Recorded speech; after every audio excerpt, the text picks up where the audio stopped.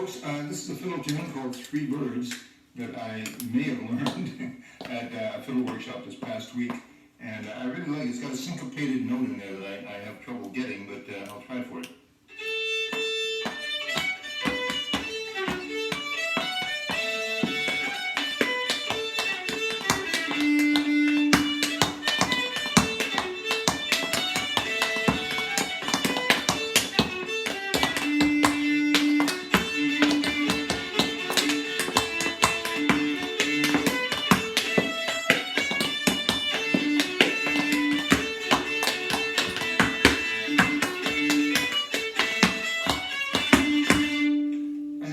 Time there, I might have even got it right.